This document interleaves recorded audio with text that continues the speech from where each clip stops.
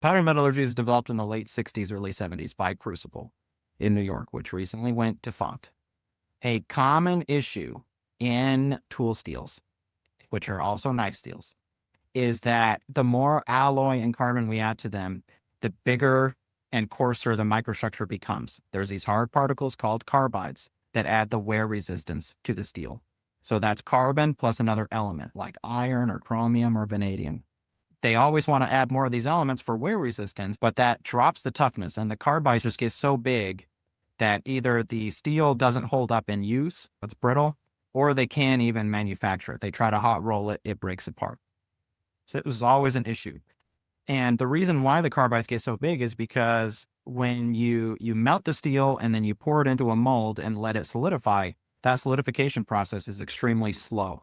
They tried to speed it up, water-cooled molds, they make the diameter smaller, but there's only so much they can do, and the carbides just end up large. This limits how they can design the steels, how wear-resistant they can make them. Eventually, someone thinks, well, if we rapidly cool the steel, then we won't have this problem.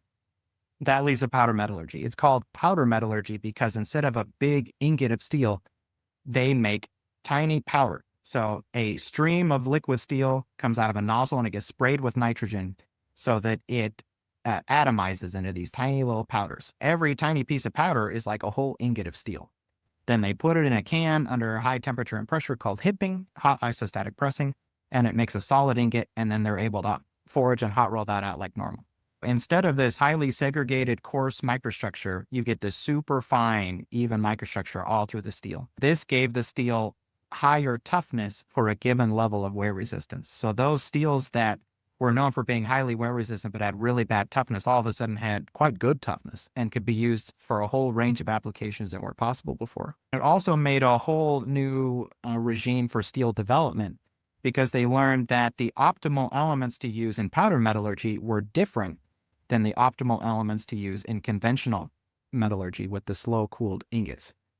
One example, CPM M4 is the powder metallurgy version of M4 high-speed steel. It has 4% vanadium in it. It was one of the most highly wear-resistant steels at the time. M2 was the most common high-speed steel at the time. It had less vanadium and less wear resistance.